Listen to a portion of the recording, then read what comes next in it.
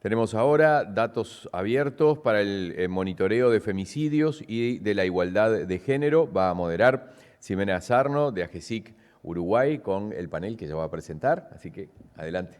Gracias. Bueno, bienvenidas y bienvenidos a todos. Gracias por estar acá. Gracias al panel por estar acá. Vamos a hablar de datos abiertos para el monitoreo de femicidios y de igualdad de género. En América Latina es uno de los territorios del mundo más inseguros para ser mujer, siendo el femicidio la expresión más dramática de la violencia que soportan las mujeres y niñas. En esta sesión vamos a abordar los vacíos de información persistentes en los estados y la necesidad de fortalecer la generación de datos que permitan mejorar las políticas públicas para la prevención y erradicación de la violencia basada en género. Vamos a compartir distintas iniciativas y metodologías lideradas por organizaciones feministas y activistas de la región para fortalecer la disponibilidad y el uso de los datos para la defensa de los derechos de las mujeres, el índice de género de los Objetivos de Desarrollo Sostenible, el mapa latinoamericano de femicidios y el monitor de femicidios de Utopics. Voy a presentar a nuestro panel y la propuesta es, bueno, poder generar una conversación. Hay algunas preguntas que hemos pensado para reflexionar en este espacio y luego de esas exposiciones vamos a abrir un espacio para preguntas. Les digo para que vayan pensando y anotando porque tenemos muchas ganas de esa interacción. Bueno, Marisa Miodowski, que está acá en el centro del panel, es asesora técnica para América Latina de Equal Measures de 2030. Cuenta con más de 20 años de experiencia en el uso de datos para el desarrollo en el Banco Mundial, el Banco Interamericano de Desarrollo y el FCDO. Entre 2017 y 2020 coordinó la estrategia para la igualdad de género de la Ciudad de Buenos Aires, que ganó el premio al Mejor Servicio Civil Internacional 2019 de Apolitical. Fue asesora en género en la Dirección de Estadísticas de Buenos Aires y enseña sobre datos y género en la Universidad Torcuato Di Stella. Carolina Trogliero, allí en la punta, es salteña, licenciada en Economía en la Universidad Nacional de Córdoba y diplomada en Ciencias de Datos, responsable del área de datos de Mundo Sur. Además, coordina el programa Menos Brecha, Más Comunidad de la Municipalidad de Córdoba y es analista de datos en Reflejar. Docente adscripta de la perspectiva de género de las ciencias económicas de la Universidad de Córdoba, integrante del Espacio de Economía Feminista de Córdoba y participante activa de proyectos vinculados a la brecha digital y feminismos. Y aquí a mi derecha, Aimé Zambrano Ortiz, que es miembro de la Red Latinoamericana contra la Violencia de Género, consultora, investigadora y antropóloga egresada de la Universidad Central de Venezuela, fundadora de Monitor de Femicidios Utopics, publicaciones en revistas como Latinoamericana Trichen, Iberoamérica Social y Revista Venezolana de Estudios de la Mujer. Ganadora, junto al equipo de Utopics, del Premio Nacional de Periodismo, Mención Gráfica 2018 y Facebook 2022. Actualmente cursa una maestría en Estudios de la Mujer de la Universidad Central de Venezuela. Tranqui nuestro panel. Bien, para empezar como esta conversación, tengo una pregunta para Marisa. Para que nos cuentes desde Equal Measures y el trabajo que hacen en el monitoreo de los Objetivos de Desarrollo Sostenible, ¿por qué es importante el índice de género en el cumplimiento de los ODS y cómo entendés que impacta el uso de esos datos en el activismo y en las organizaciones de la sociedad civil? ¿Me escuchan? Sí. Buenas tardes a todos y a todas. Muchísimas gracias, Ximena, por invitarme a este panel, que la verdad, como vos decís, tranqui, un lujo estar con estas compañeras. Para responder la pregunta, voy a apoyarme en una presentación para contarles un poco de esta organización en la que estoy trabajando hace poquito, que se llama Equal Measures, y que trabajamos con activistas de toda América Latina que usan datos para hacer incidencia y buscar la igualdad de género. No tenía pensado hablar de esto que voy a decir ahora, pero me motivó la introducción porque la introducción que hizo Ximena estaba muy focalizada en femicidio y en violencia. Y la verdad que es como el grado más alto y perverso de la desigualdad de género, ¿no? Y para que eso no suceda, tenemos que tener un contexto que promueva la igualdad y me parece que desde ese lugar es que voy a responder la pregunta de cómo el marco de los ODS aboga por reducir las desigualdades en cada uno de estos objetivos de desarrollo sostenible y cómo desde Equal Measures miramos a estos objetivos desde una perspectiva de género y promovemos que con los datos las activistas y los activistas de cada uno de los países de la región exijan a los gobiernos rendición de cuenta y cómo se está avanzando para reducir las brechas de desigualdad ahí. ¿Qué es Equal Measures? Es una coalición, es un conjunto de organizaciones socias que trabajamos a diferentes niveles, a nivel internacional, a nivel regional y a nivel nacional, a nivel de los países. Es una organización una coalición que se compone de organizaciones de la sociedad civil principalmente, pero también de actores del sector privado como Salesforce, que es uno de nuestros principales auspiciantes. En América Latina tenemos 3 organizaciones socias. Una que trabaja a nivel regional, que se llama CLADEM, otra que trabaja principalmente en Colombia, que se llama la Ruta Pacífica de las Mujeres, y una tercera que trabaja en Guatemala y se llama ASOGEN. En cada uno de esos países la agenda va variando, la agenda para la igualdad de género. En ambos lugares, tanto en Colombia como en Guatemala, un foco muy importante es la violencia de género, pero en Colombia también se trabaja por la participación política de las mujeres y por el monitoreo con datos de los acuerdos de paz. Nuestra visión, totalmente alineada con el ODS 5, es buscar que el mundo sea más justo y donde el poder, el acceso a los recursos, la voz y el acceso a los derechos, sobre todo, sea igualitario para mujeres y niñas. ¿Y cómo lo hacemos? Trabajamos con la producción de información, y eso es lo que me voy a concentrar ahora en uno de nuestros productos estrella, que es el índice de género de los ODS, facilitando esa información y trabajando de manera conjunta con las organizaciones que forman el movimiento feminista para que aprendan a usar estos datos y los utilicen para el activismo y utilizando la voz colectiva de toda la alianza de organizaciones para lograr metas comunes y sobre todo un mayor financiamiento para las organizaciones que forman el movimiento feminista. Esto es una necesidad que seguramente todos los que trabajamos en estos temas en América Latina lo vemos, pero también los datos muestran de que hay muy poco financiamiento, que los donantes no están priorizando a las organizaciones feministas y desde nuestra alianza buscamos revertir esa situación. Esta es la etapa del informe que produjimos el año pasado, en 2022, con datos del 2020. Y la tapa tiene un título muy sugerente que dice «Volver a la normalidad no basta». ¿Por qué dice esto? Porque los datos que recogimos en el informe del año pasado son prepandémicos. Y ahí ya estábamos viendo, me voy a adelantar un poquito, estos resultados. Que antes de la pandemia el mundo estaba avanzando de manera muy lenta hacia la igualdad de género. Nuestro índice tiene un puntaje máximo de 100 y cuando vemos el promedio estaba en 67, o sea que estábamos bastante mal y que si seguíamos a ese ritmo no íbamos a poder cumplir con la igualdad de género para el 2030. Retrocedo un poquito para contarles qué es el índice. El índice nos gusta presentarlo como una herramienta de comunicación y promoción que a partir de una única medida, de un único indicador, de ese puntaje que les mostré recién, que sintetiza otros 56 indicadores que están repartidos en cada uno de los ODS, permite mostrar cómo está un país o una región en relación a la igualdad de género.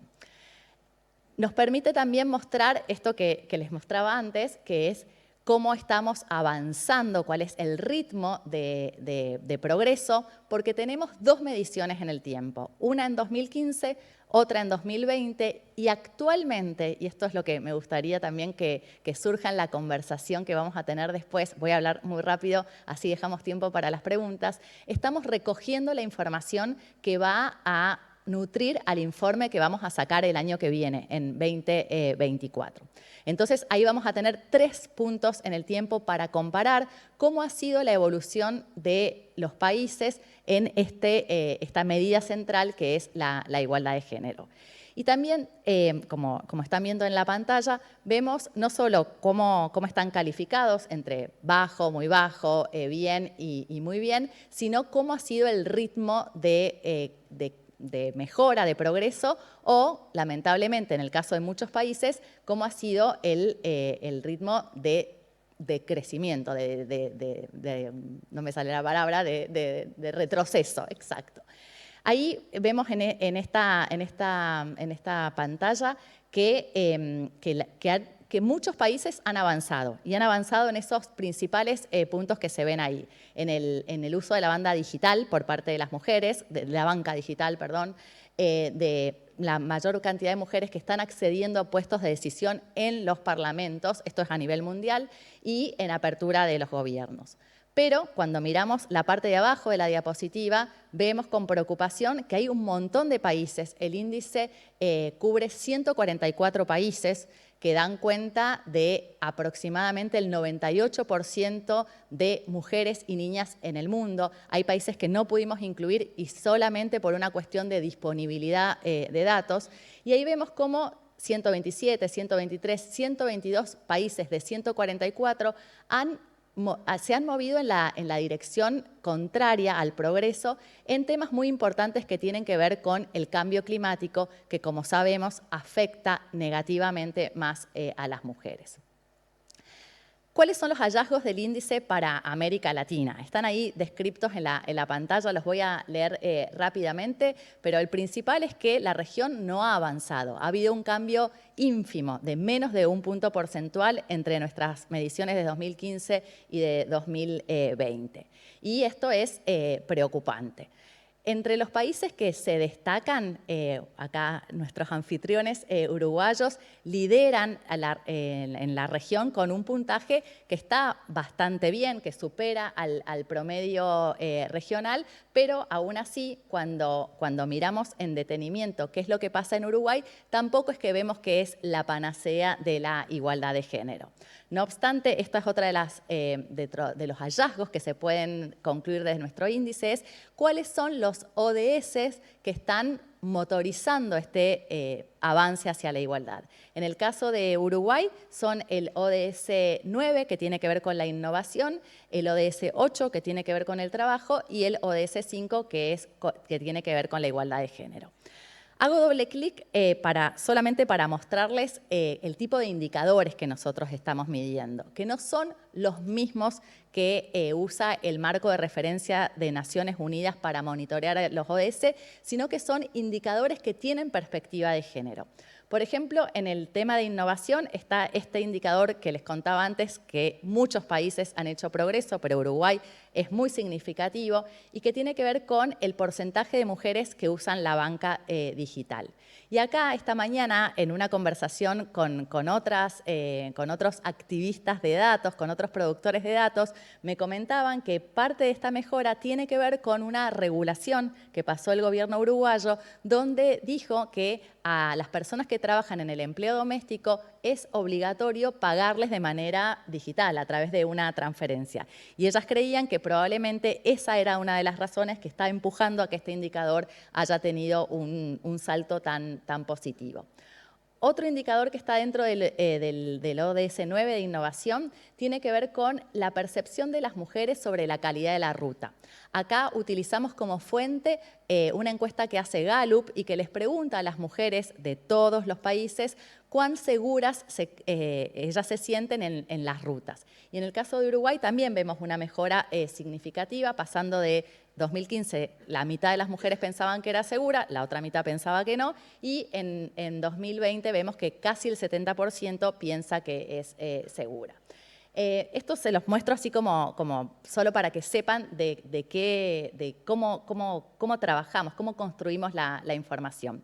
La presentación está disponible para quien la quiera mirar y ver los datos en profundidad, y también ahí tiene un hipervínculo a un portal que tenemos en Tableau, donde uno puede mirar el caso uruguayo comparado con cualquier país del mundo, con la región, y ver la evolución en el tiempo, hacer doble clic en los indicadores, ver las fuentes, consultar la fuente original y demás. Y quería terminar contando sobre el uso, porque vos me preguntaste sobre el uso. Y acá nosotros tenemos varios programas que promueven el uso de estos datos y de otros datos por parte de las activistas feministas. A la derecha de la pantalla están viendo una foto de uno de los talleres que hicimos en Colombia con nuestras socias de la Ruta Pacífica, donde ellas usan los datos principalmente para el monitoreo de los acuerdos de paz. El último informe, que lo presentaron la semana pasada, está totalmente permeado del uso de este índice en diferentes aspectos.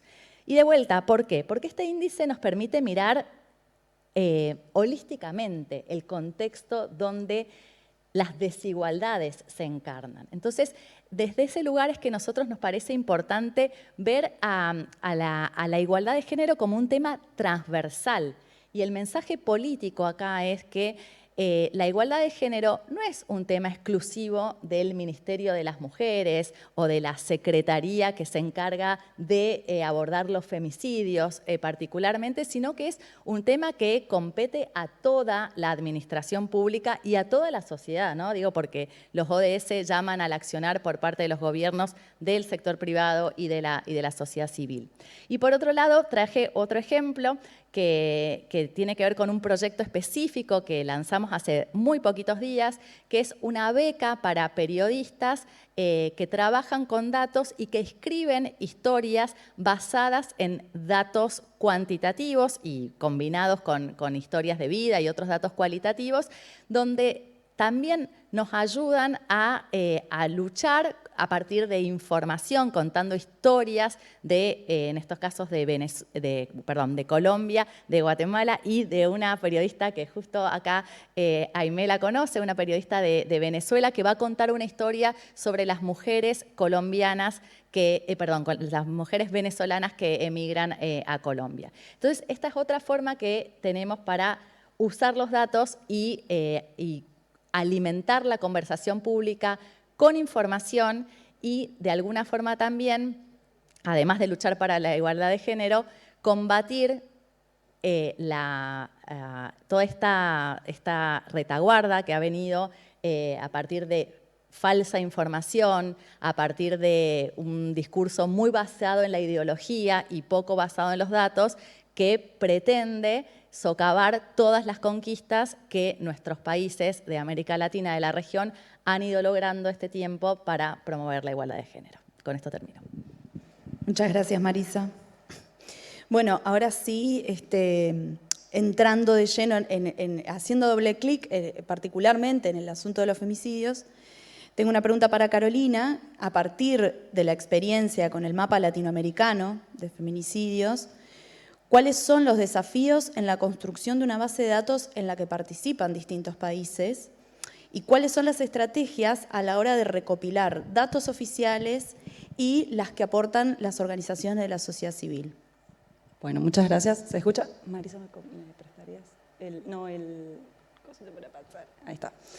Bueno, primero que nada, no me esperaba que sea un auditorio de repente, así que hay cierta como incomodidad en este contexto, pero lo digo para bajar tensiones y... Gracias. No, y bueno, y acá venimos a contarles un poco cuál es la experiencia del mapa latinoamericano de feminicidios. Ayer, cuando pensamos un poco también el panel, nos quedó bastante como organizado el relato entre hablar un poco más a nivel global y cuestiones también vinculadas a estados. El mapa latinoamericano de feminicidios particularmente tiene como una doble parte de investigación. Por un lado, qué están haciendo los estados vinculados a los feminicidios, y por otro lado, la articulación con los propios territorios y organizaciones de la sociedad civil. Entonces, y entre aquellas organizaciones de la sociedad civil con las que trabajamos está AIME. Entonces, bueno, Abre Latam de repente nos dio la posibilidad de conocernos y vernos presencialmente después de muchas reuniones virtuales, así que es un placer. Y ahora sí entro con el tema del mapa. Antes de meterme más de lleno con el tema de los datos, queríamos, bueno, contarles un poco cómo surge el mapa latinoamericano de feminicidios. En realidad, en el 2020, en un contexto de pandemia con confinamiento en casi todos los estados latinoamericanos, obligatorio, no se discutía, de repente no se ponía sobre la mesa qué estaba pasando con todas aquellas mujeres que estaban dentro de sus hogares y que estaban obligadas a estar dentro de sus hogares y que sabemos, y al día de la fecha hoy tenemos como hasta datos más precisos todavía, más del 50% de los feminicidios de la región suceden dentro de los hogares y en el círculo íntimo de las mujeres. Entonces, al momento de llamar un confinamiento obligatorio, ¿qué está sucediendo con aquellas mujeres que sufren violencia de género dentro de sus hogares? Y ahí empiezan a alertar distintas cuestiones vinculadas a lo que se llamaba la pandemia en la sombra, que es justamente esto, qué está pasando, cuáles son las muertes que suceden por detrás y lo oculto que no se ve de lo visible de la pandemia de COVID. En ese contexto nos empezamos a hacer distintos interrogantes vinculados a, bueno, ¿en qué medida los estados latinoamericanos están publicando información sobre feminicidios que sea actualizada e interseccional?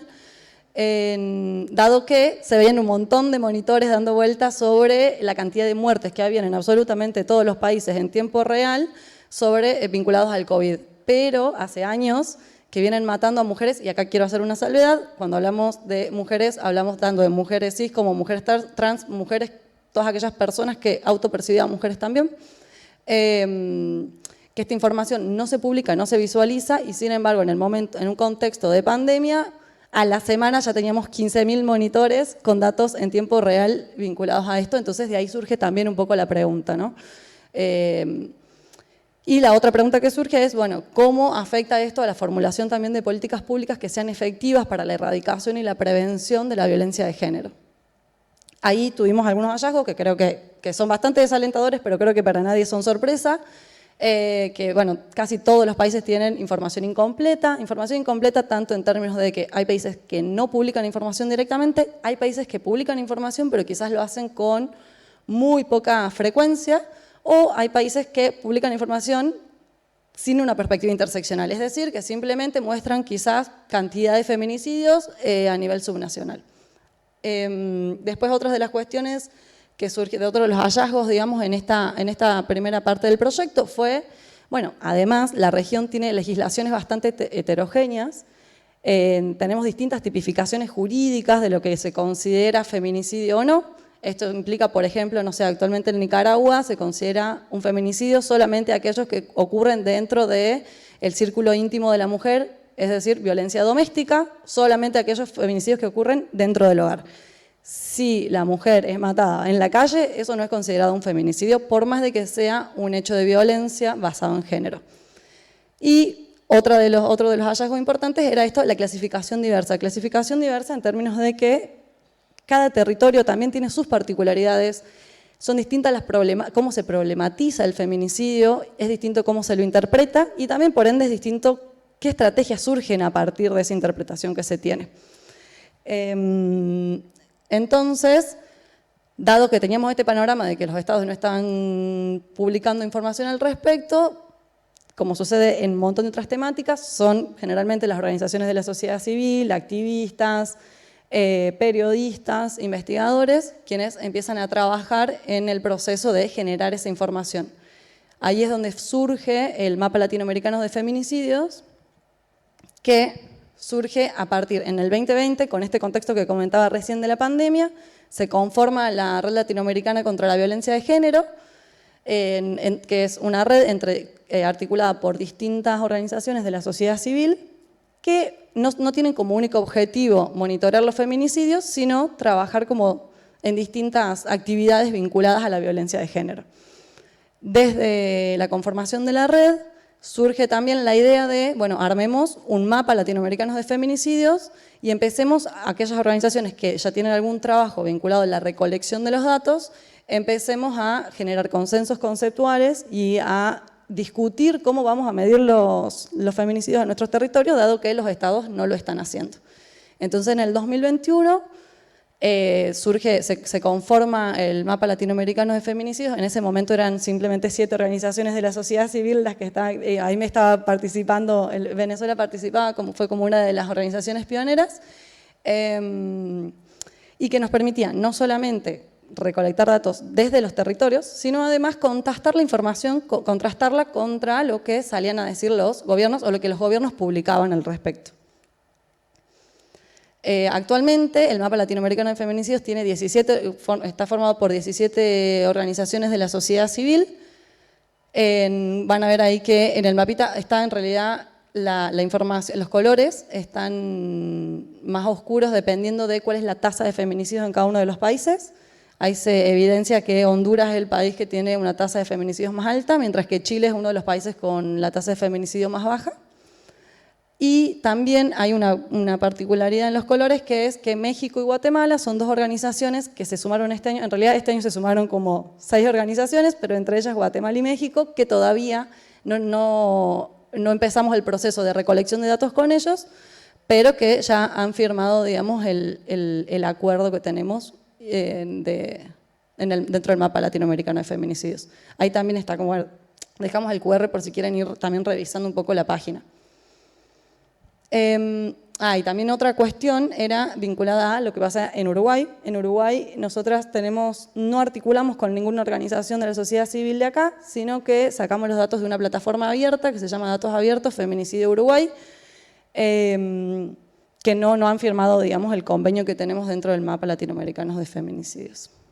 Entonces, nos parecía como bastante valioso, dado la temática en realidad de AbreLatam, valioso explicar y contar un poco cuál fue el proceso también de los consensos metodológicos que se tienen que dar entre las organizaciones de la sociedad civil para pensar cómo vamos a medir los datos y cómo vamos a hacer la caracterización de los feminicidios, ¿no? Entonces, en el 2020, como les contaba recién, hicimos una primera instancia más de consensos conceptuales vinculados a qué es un feminicidio, qué consideramos nosotras desde la sociedad civil, desde los territorios, qué consideramos como feminicidio, porque como les decía recién, las tipificaciones jurídicas de lo que dicen los estados es muy diferente a lo que en realidad después se ve y se vive en los territorios. También hemos discutido cuestiones vinculadas a quién se considera sujeta pasiva, sujeto activo, es decir, quién puede ser agresor, quién puede ser efectivamente víctima de feminicidio. Y al inicio era más un trabajo bastante artesanal también de, bueno, información capaz simplemente de cantidad de feminicidios a nivel subnacional, porque las organizaciones de la sociedad civil también tienen muchas complejidades para contar con la tecnología, con el conocimiento vinculado al análisis de datos. Entonces también fue un proceso de construcción que se fue dando, digamos, en estos 3 años de proyecto. En el 2021 logramos constituir ya una primera matriz de variables especificadas y en realidad acordadas entre todas las organizaciones de la sociedad civil, que esa es la matriz que está activa hasta el día de hoy. Ahí les muestro bien cuáles son las variables que estamos hoy recolectando, con la intención de que tenga una mirada, una perspectiva interseccional.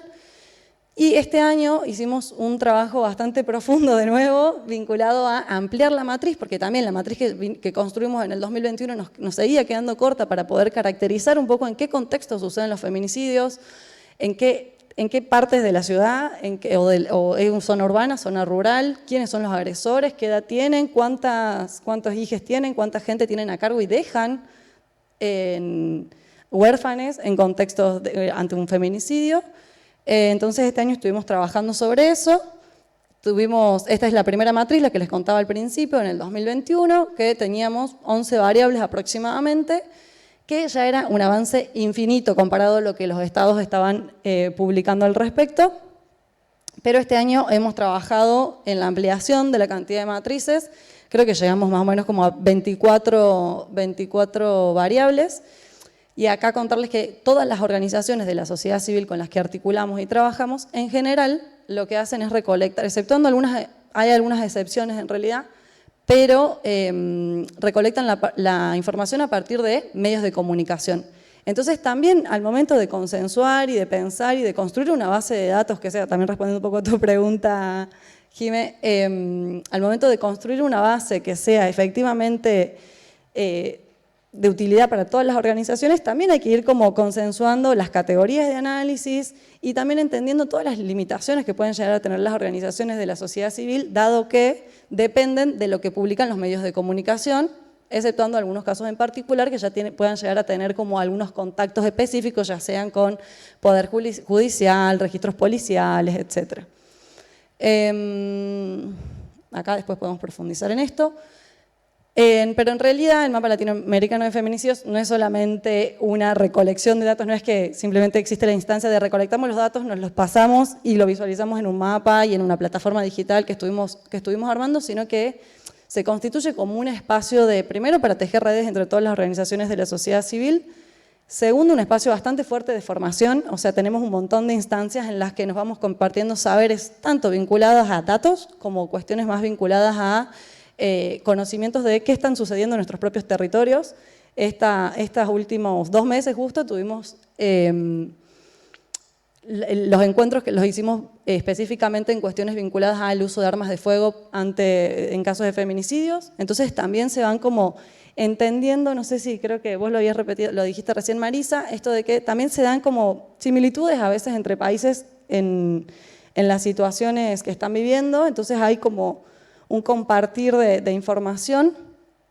También consideramos que el dato que generamos es un dato mucho más acuerpado, que sale desde los territorios, que está vivenciado por los territorios. Hay muchas organizaciones de la sociedad civil que participan del MLF que no solamente hacen el registro de la información, sino después hacen, por ejemplo, acompañamiento a las familias que son víctimas de feminicidios. Entonces, se da como toda una información que va mucho más allá del dato concreto que después puede servir para exigirle cosas a los estados, pero que en realidad tiene por detrás un montón de historias y de violencias vividas, más allá del acto en sí del feminicidio.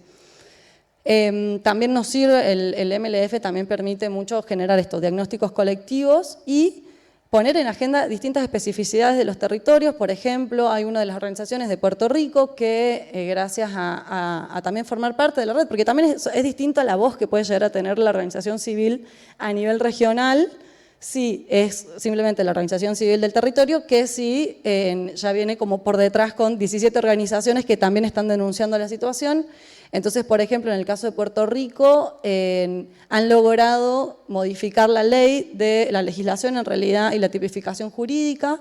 Eso también fue un gran logro. Y hay varias, en realidad, instancias de impacto más en agenda política. Y bueno, y lo mismo que decía recién, impulsar y potenciar la incidencia política de las organizaciones y desde los territorios. Y por último, no sé cómo estoy de tiempo, pero después podemos profundizar en algunas cuestiones. Algunas consideraciones que tenemos, y es que en realidad es sumamente importante generar estadísticas interseccionales que permitan entender un poco la complejidad y la dinámica que se da por detrás de los feminicidios y de la violencia de género en términos generales, pero específicamente de los feminicidios, para poder pensar políticas públicas y propuestas que sean efectivas.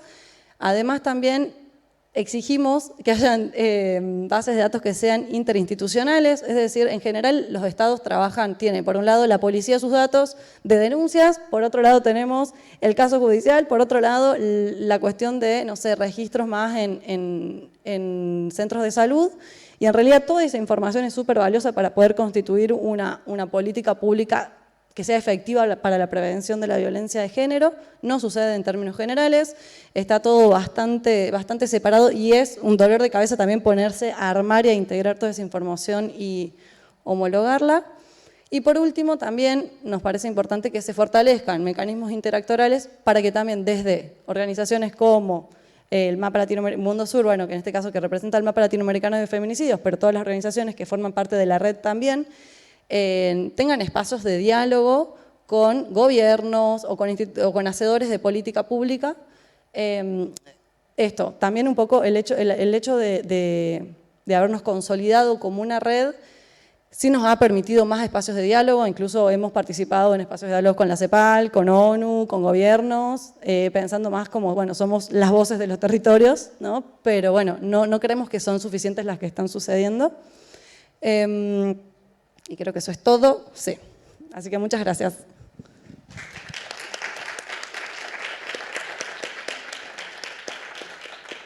Bueno, muchas gracias, Carolina. Y ahora, Aimé, en esta misma línea, ¿no? Pero ya como con un foco en la experiencia que tienen ustedes, que es en un territorio concreto, con el monitor de femicidios de Utopics, para Venezuela, ¿cuáles entendés que son las dificultades a la hora de generar un monitor permanente? ¿Y cuáles entendés que son los desafíos locales ante la perspectiva de cruzar información con otros países? Muchísimas gracias por el espacio, ¿no? Por generar este espacio de interlocución y de reconocimiento con relación a todo este trabajo que se está haciendo relacionado al tema de los femicidios, feminicidios y de lo que es la violencia de género en América Latina, ¿no? Lo primero, para poder hablar un poco y responder las preguntas, yo lo voy a hacer en base a la presentación, ¿no? Del proyecto que venimos haciendo desde el año 2019, que es el monitor de femicidios de Utopics en Venezuela. Y lo primero sería hablar un poco de lo que es Utopics, porque Utopics es una plataforma comunicacional de investigadores, investigadoras, activistas, enfocados en presentar información a través de la imagen, ¿ok? Utopics significa utopía y píxel, que es la unidad más pequeña de la imagen. Entonces, claro, se trabaja desde el diseño gráfico y desde la ilustración, precisamente entendiendo la necesidad de tocar ciertos temas, ¿ok?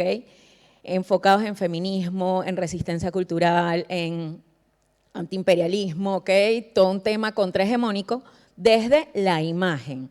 También como una forma de difundir, ¿ok? Y demostrar a través de la comunicación ciertos temas que pueden ser muy difíciles de difundir masivamente, ¿ok?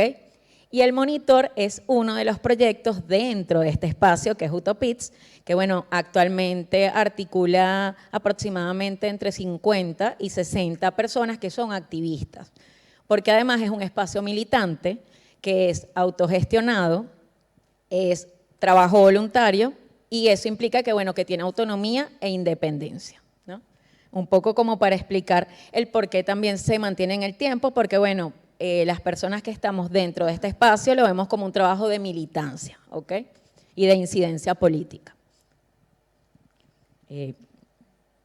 La mala maña de que uno le mueve en la presentación. Esto, precisamente desde la comunicación, la idea es mostrar todos los nombres, ¿ok?, de mujeres que han sido víctimas de femicidios en Venezuela desde el año 2019 hasta septiembre del año 2023. Y los nombres más grandes implican que son los nombres que más se repiten, ¿ok? Por eso la diferencia con relación al tamaño, ¿no? Y esto nos habla un poco, de la importancia de las herramientas de la comunicación para dar un mensaje, ¿ok?, referido a lo que tiene que ver, en este caso, con los femicidios y con lo que es la violencia de género. Y ahora voy a explicar un poco por qué hablamos de femicidios y por qué se llama femicidios y no feminicidios. Y aquí entra todo este tema que tiene que ver con el consenso de términos, ¿ok? En Venezuela, desde el año 2014, en lo que fue la segunda reforma de la Ley Orgánica sobre el Derecho de las Mujeres a una Vida Libre de Violencia, es cuando se tipifica el femicidio y la inducción al suicidio como las dos formas más extremas de violencia de género dirigida a las mujeres, ¿ok? En Venezuela no se habla de feminicidios, sino de femicidios y se define, ¿ok?, como la forma extrema de violencia de género causada por odio o desprecio a su condición de mujer, que degenera en su muerte, producida tanto en el ámbito público como privado. Incluso en la misma ley hay una caracterización del femicidio, de los femicidios, y no es únicamente desde el ámbito privado o lo que llamamos femicidios íntimos, sino que incluso ciertas características en el hecho, ¿okay?, el tema del ensañamiento, el tema, por ejemplo, de la presencia de abuso sexual, que esté relacionado a bandas, también se incluye dentro de la ley como femicidio, ¿ok? Y bueno, es interesante todo este debate porque hay países donde está tipificado es el feminicidio, que además esto tiene toda una connotación política, ¿ok? Que es un debate que se ha venido dando en América Latina desde hace cierto tiempo entre diversas activistas y teóricas que, bueno, que están en ese debate constante entre si es femicidio o feminicidio, porque feminicidio sabemos que implica una responsabilidad que tiene que ver con el contexto social y cultural y por ende de los estados que permiten que ocurra este tipo de crímenes en los países, ¿no? Además que sabemos que el femicidio o los feminicidios ocurren en todos los países del mundo y que es una forma de control, ¿ok?, sobre las mujeres que se salen de la norma, ¿no? Que bueno, esto ya tiene que ver más con temas teóricos que no entra ahorita dentro de lo que estamos hablando, pero que es importante enunciarlo. Problemas. ¿Por qué decidimos desde el espacio de Utopits generar este proyecto que es el monitor de femicidios de Utopits? Bueno, lo primero que hay que decir es que en Venezuela el Estado venezolano no da datos oficiales diferenciados relacionados a los femicidios desde el año 2016 a la CEPAL, que sabemos que la CEPAL es la que recoge, ¿ok?, todos los datos referidos a los femicidios que ocurren en América Latina. Viendo precisamente esta falencia, comenzamos a ver qué experiencias habían en América Latina en base a lo que son los datos abiertos y vimos la experiencia en México con María Salguero con todo el tema de lo que es la georreferenciación y geolocalización de los femicidios. Vimos que estaba esta experiencia en México, experiencias en Centroamérica, experiencias en Argentina, y empezamos a hacer un poco, a emular todo esto que se estaba haciendo en esos países. E iniciamos en junio del año 2019 con el levantamiento de la información en base a medios, a las noticias que aparecían en los medios de comunicación digitales, nacionales, regionales e internacionales, venezolanos, referidos a los casos de femicidios, que bueno, que comenzamos a hacer un análisis además basándonos en el Protocolo Latinoamericano de Muertes Violentas de Mujeres, que es un instrumento muy importante para el levantamiento de la información. Entonces, nace precisamente por el tema de la ausencia de los datos e indicadores en Venezuela, nace por la necesidad de generar información para sensibilizar a la población y a las autoridades sobre los casos que estaban ocurriendo en el país, porque también veíamos que muchos movimientos feministas en nuestro país veían, su foco estaba en México, estaba en Argentina, pero en Venezuela no lo veían como una problemática estructural referida a lo que es la violencia, ¿ok? Y precisamente la idea era intentar agrupar todos esos datos fragmentados, ¿ok?, y mostrar cómo es una problemática estructural que ya tenía mucho tiempo ocurriendo en el país, ¿ok? Entonces, eso de una u otra forma ha permitido que la población en general, y aquí los medios de comunicación, además, que nos han permitido levantar los datos, también nos han sido aliados, ¿ok?, en base a que, bueno, periodistas feministas que están en los medios han difundido y difunden mensualmente toda la información que venimos haciendo todos los meses, ¿ok? Y esto ha permitido que se genere una incidencia dentro de, primero, la sociedad en general, segundo, dentro del Estado, lo que incluso ha permitido que, bueno, que ahora desde el Estado se comiencen a presentar cifras oficiales no desglosadas, ¿ok? No hay un observatorio como tal, pero por lo menos ha permitido que, bueno, que desde el Estado salgan y digan, mira, no sé, en 7 años han ocurrido tal cantidad de femicidios, este año han ocurrido femicidios consumados y femicidios en grave frustración, tantas cantidades, algo que no ocurría desde el año 2016, ¿ok? Igualmente, esto ha permitido generar indicadores mínimos, ¿ok?, para la evaluación de políticas públicas dirigidas precisamente a todo lo que tiene que ver con la violencia de género, dirigida a mujeres, niñas y adolescentes, y además nos ha permitido incluso reunirnos, con diversas instituciones del Estado que se han acercado pidiendo una asesoría, pidiendo saber cómo se han generado los indicadores, lo que es interesante porque, bueno, demuestra que de una u otra forma puede haber cierta intención de, en algún momento, hacer un observatorio relacionado a este tema, ¿no? ¿Qué método utilizamos nosotras en Venezuela? Bueno, utilizamos el método de fuentes abiertas, Open Source Intelligence, ¿no? Que es este conjunto de técnicas que en base a todo lo que es la información pública, tomamos estos datos, lo correlacionamos y los procesamos, ¿ok? En el año 2019, cuando iniciamos, trabajábamos, monitoreábamos con 30 medios digitales nacionales y regionales. Luego, esto se amplió a internacionales y voy a explicar luego el por qué. Y ya en el año 2023, actualmente, nuestras principales fuentes son aproximadamente 90 medios, ¿ok? Digitales, nacionales, internacionales y regionales, porque además al principio el trabajo era muy, podríamos decirlo, manual artesanal, porque era observar caso a caso y en base a la observación, que no era automatizada, a comenzar a hacer este levantamiento de la información en base a las categorías que hemos ido ampliando. Porque ahora hay medios internacionales, porque también estamos levantando los casos de venezolanas que han sido asesinadas en el exterior, que es un indicador que, bueno, que nos interesa y que venimos levantándolo desde el año 2021. Igualmente, hemos tenido articulación, tal cual, bueno, con la Red Latinoamericana contra la Violencia de Género, que somos parte de la red, y con el Mapa Latinoamericano de Feminicidios del Mundo Sur, igualmente con Hilda y con el proyecto que hicieron de datos contra el feminicidio.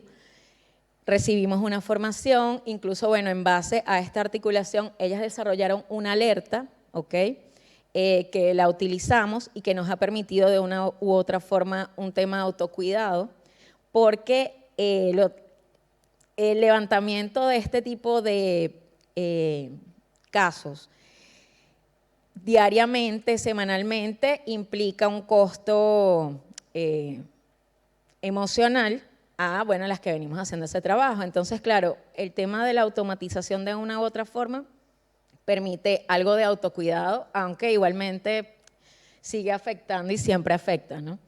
Bueno, igualmente levantamos a través de redes sociales, Telegram, Twitter, Instagram y Facebook. Y el Telegram en Venezuela es un caso bien emblemático, e igualmente el Twitter, porque en Venezuela es un país muy mediático. Y los medios de comunicación tienen canales, ¿ok?, en Telegram. Claro, como el Telegram no tiene una regulación, bueno, con el tema de sucesos, cualquier cantidad de información diariamente la están colocando ahí. Entonces, claro, es una de nuestras principales fuentes de información y que de una u otra forma también nos permite algo de automatización porque trabajamos en base a categorías que colocamos y eso nos permite filtrar parte de la información. Lo mismo ocurre con Twitter. Twitter, en Venezuela hay una gran cantidad de personas que no son periodistas, sino que hacen levantamiento de casos de sucesos y que lo colocan en el Twitter. Entonces, bueno, esto de una u otra forma también ha sido como una fuente de información con relación a casos. Igualmente, el Media Cloud, que es una plataforma que nos enteramos de la existencia de ella gracias a Mundo Sur, también nos permite un levantamiento de la información en base a categorías y en base a periodicidades. Entonces, claro, nos permite tener un trabajo más automatizado con relación a la información. Sí, rapidito. Ok. Con relación al tema de lo que tiene que ver con mujeres y no números, ¿no? La manera en que nosotros presentamos la información va más allá de lo que tiene que ver con números nada más. Nosotras dentro del monitor colocamos precisamente los nombres que hacían cuántos hijos tenían, ¿ok? Información que creemos que es importante, porque además tenemos que humanizar, y creo que este es un debate que tiene que darse, ¿no? ¿Cómo humanizamos? Porque estamos hablando de personas, no estamos hablando de cifras, no estamos hablando de un número y ya, ¿sí? Entonces, ¿cómo se humaniza toda esta información con la que se trabaja, ¿no? Y bueno, esta es un poco información referida a Venezuela. De enero del 2019 a septiembre del 2023 son 1.056 casos de femicidios que hemos levantado, 495 niños, niñas y adolescentes han quedado huérfanos, 494 femicidios en grave frustración hemos contabilizado desde 2020 hasta septiembre de 2023, y en Venezuela, en todo este tiempo, cada 39 horas es asesinada una mujer. Bueno, esta es un poco como la variación con relación a los años, que es un poco la manera en que también presentamos la información. Y este es, bueno, parte de lo que sería la imagen, y nuestra página es utopits.cc. Entonces, bueno, hasta aquí llega un poco la presentación. Gracias, Aimé.